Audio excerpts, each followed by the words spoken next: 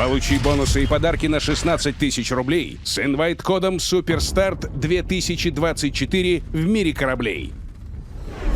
Легендарный премиум корабль 8-го уровня «Тирпиц». Премиальные бонусы для комфортного старта. Солидный запас полезных ресурсов. Забери их прямо сейчас и наслаждайся.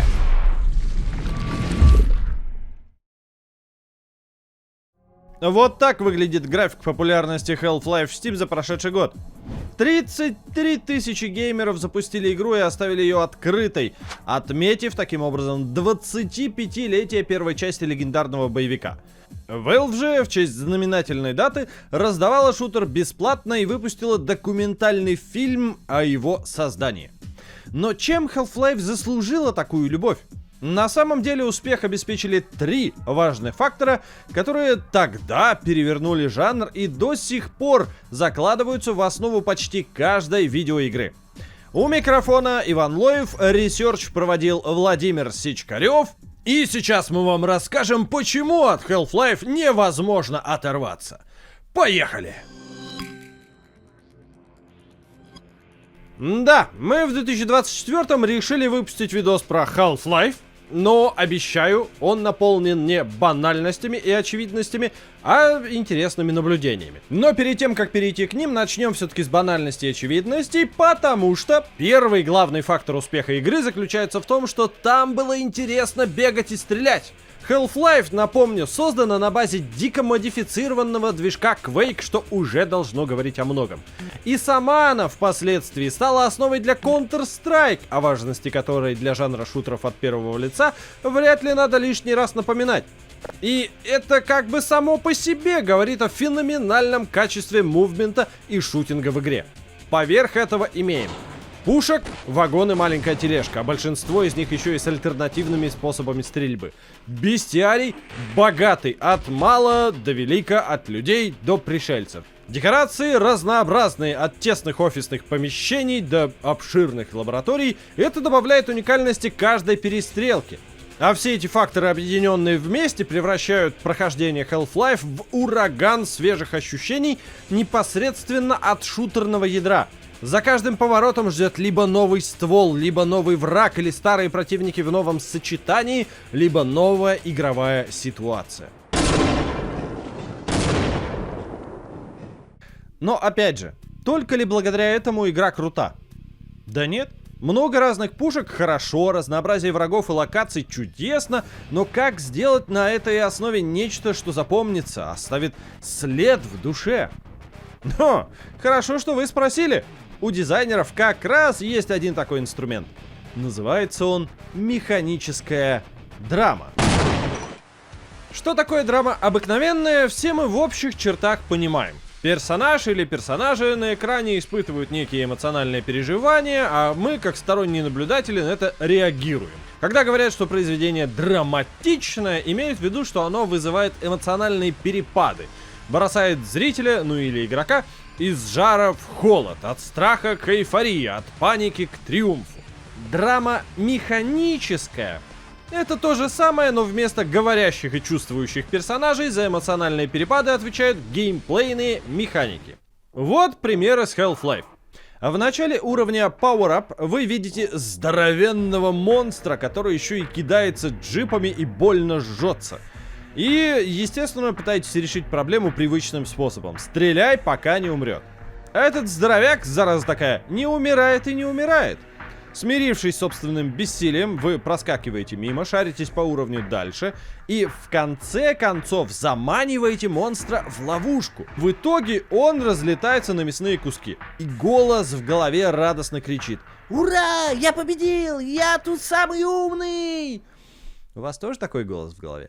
Термина для описания подобных ситуаций в 98-м еще не было, но дизайнеры из Valve уже тогда хорошо понимали, как важно не только позволять игроку веселиться в волю со всем доступным ему арсеналом и разнообразными врагами, но и управлять его настроением. Вот вы побеждаете отряд ловких ассасинов и чувствуете себя королем, повелителем черной мезы, А уже в следующей сцене Фримена вырубают, отбирают у него все оружие, и бедолаге приходится бороться за жизнь, пытаясь выбраться из мусоросжигателя, пока его, под вашим управлением, не сплющат. Вот вам дарят новое оружие, и тут же его приходится применить, потому что клетка, где лежит арбалет, вместе с Гордоном Фрименом падает в водоем к здоровенной, агрессивной рыбине. А вот место, где самым опасным препятствием становится разлитая по полу вода. Ваши карманы ломятся от пушек, вы уже перестреляли ими полчища врагов, но здесь игра превращает вас в корову на льду, и ваша вера в себя заметно угасает. То же самое и на складе, где куда ни плюнь, везде развешана взрывчатка. Всю игру вы бегаете со скоростью Усейна Болта, и эта резвость ни раз и ни два спасала вам жизнь. А тут она превращается в проблему. Приходится выверять каждый шаг, чтобы, не дай бог, ни к чему не прикоснуться. Half-Life хочет, чтобы вы как можно больше думали головой. Это умение она ценит куда выше, чем механический скилл быстрого наведения перекрестия прицела кому-то на лицо. Оттого и главный герой здесь не морпех, а физик-теоретик. И все это без единого слова, без единой эмоции, которой игрок мог бы пропитаться эмпатией. Все построено исключительно на игровых механиках. Впрочем, говорить, что Half-Life изобрела механическую драму, не совсем корректно, потому что, например, уже в первой части Quake бывали подобные эпизоды. В концовке одного из уровней, когда игрока от финиша отделяет тоненький мостик, на него вдруг выпрыгивают два монстра, и герой оказывается в весьма шатком положении.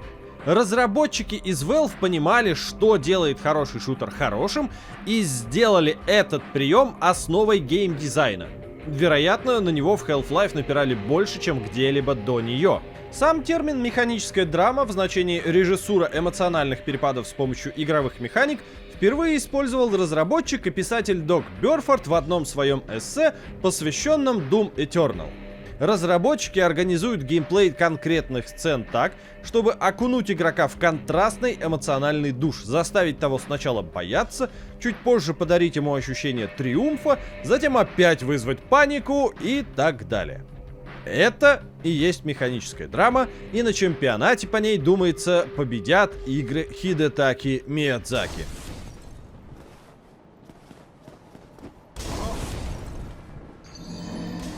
Но что превратило игру из просто выдающегося шутера в революционный? Это мы тоже знаем. В книге «Повелители Doom» есть история о том, как в id Software еще в 91 году перебирали идеи для шутера, который в итоге стал Wolfenstein 3D.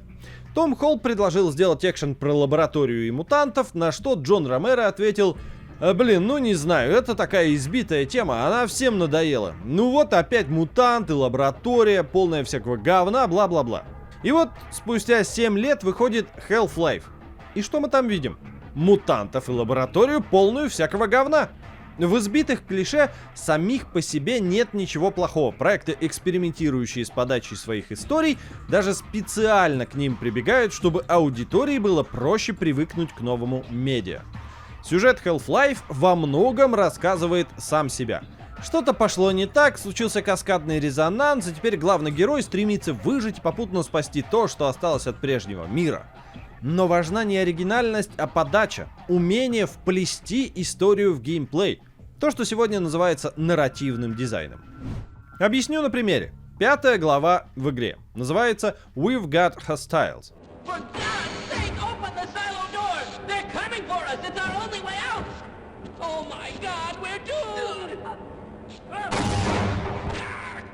Ага, делаете вы в голове пару заметок.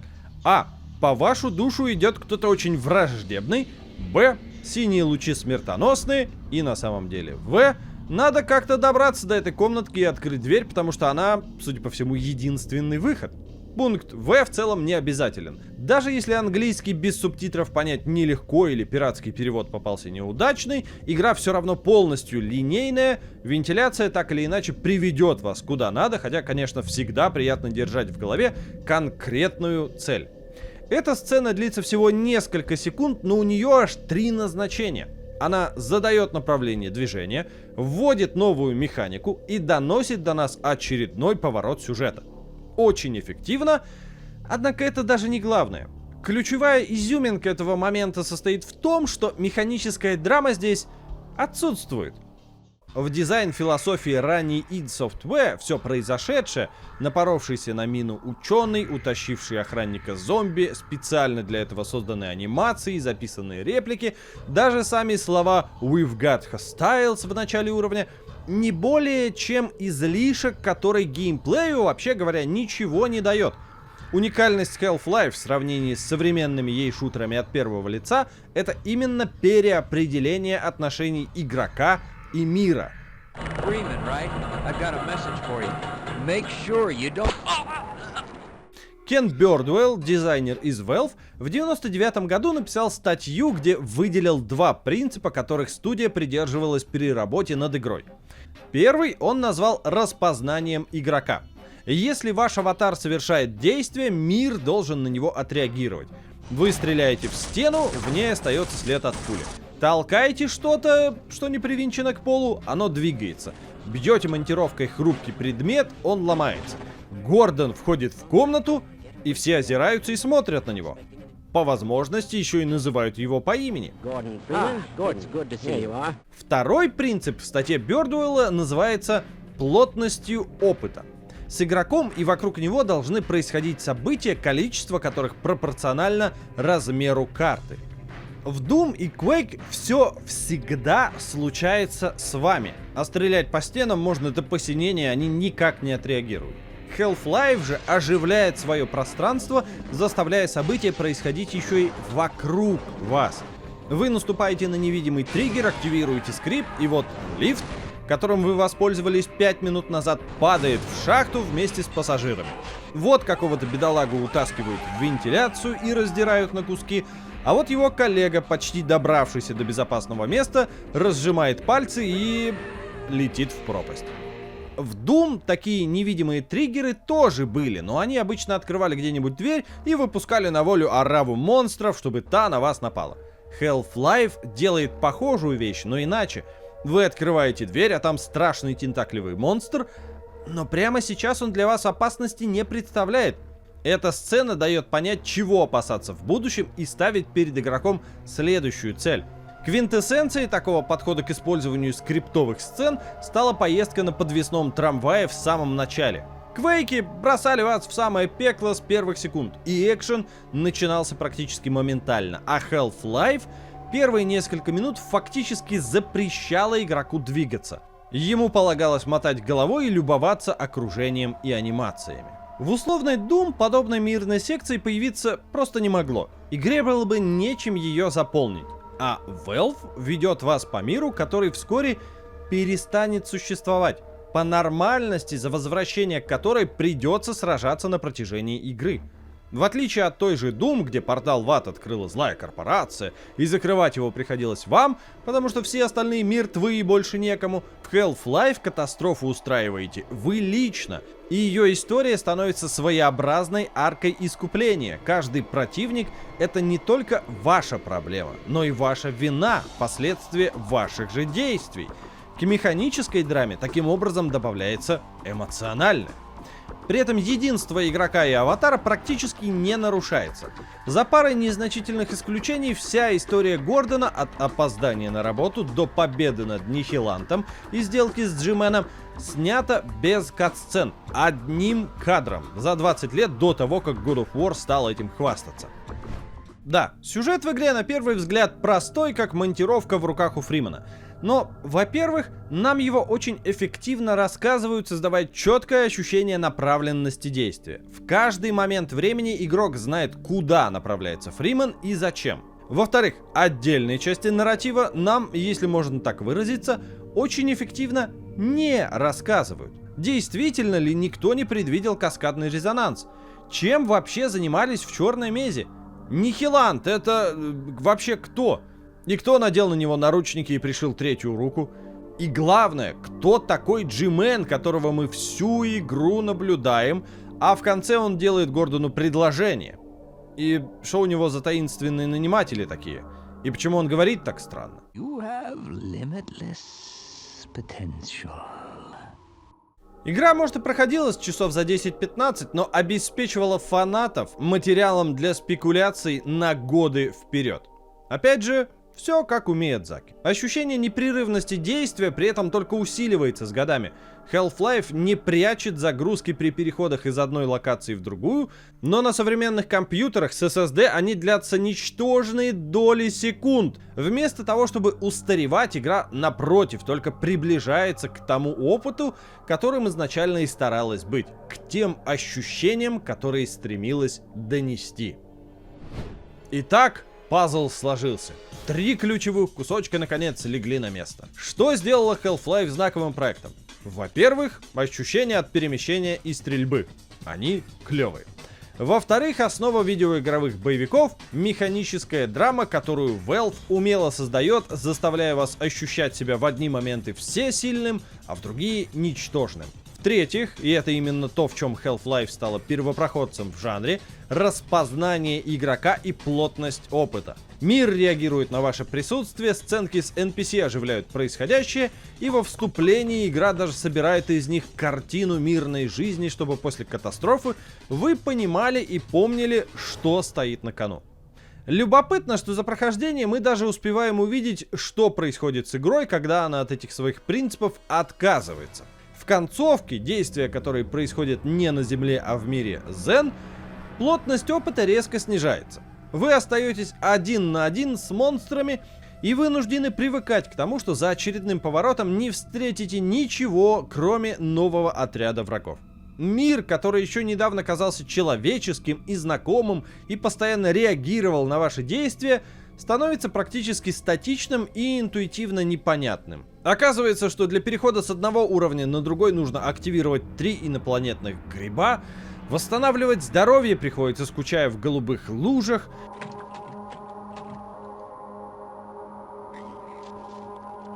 Хлипкую на первый взгляд паутину может порвать только особый враг, а желтые пирамидки на стене — это не просто декорация, а крестражи финального босса.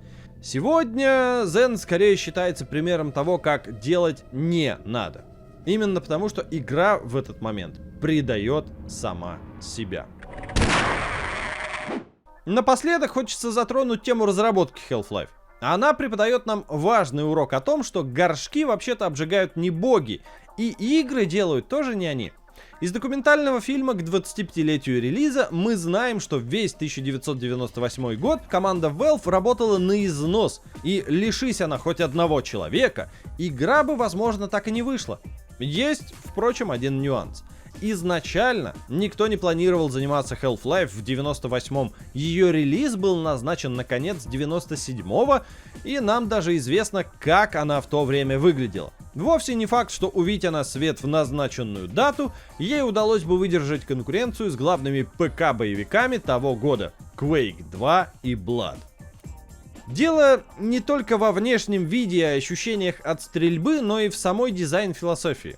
Кен Бёрдуэлл писал в своей статье, что 2 своих ключевых принципа — распознание игрока и плотность опыта — команда разработчиков сформулировала только после того, как закончила альфа-версию проекта. Ту в итоге отправили в мусорное ведро и начали все заново. Талант и мастерство — это, конечно, важно, но не менее важно в нужный момент осознать, что зашел в тупик, извлечь уроки из собственных ошибок и решиться перенести дату релиза.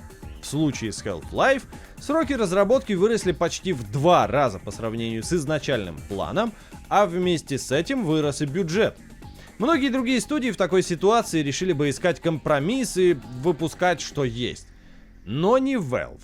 Late is just for a little while, suck is forever, right? Дальше, как говорится, случилась история. Приключения Фримена и перестрелки в мультиплеере и фанаты, и критики приняли восторженно, а позже на их фундаменте выросла уйма других вещей. И моды вроде Counter-Strike и Team Fortress, и многострадальный фанатский ремейк Black Mesa, и демейк этого ремейка Black Mesa Classic, и видео про готовку пельменей. I'm afraid I'm not Dr. Rosenberg. No, I don't want to die!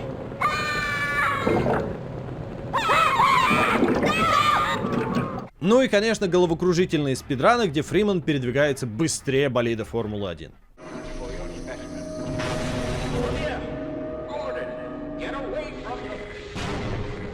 Услышим ли мы когда-нибудь шаги Фримена снова? И предвестят ли они новую революцию? Это одному Джимену известно. Ну и, возможно, еще Гейб Ньюэлл о чем-то догадывается. Но, как только об этом узнаем мы, обязательно сообщим прямо на StopGame.ru. Так что подписывайтесь, жмите все колокольчики и лайки, чтобы этого не пропустить. А за сим, на сегодня все. Спасибо, что досмотрели это видео до конца, и до скорых встреч на StopGame.ru.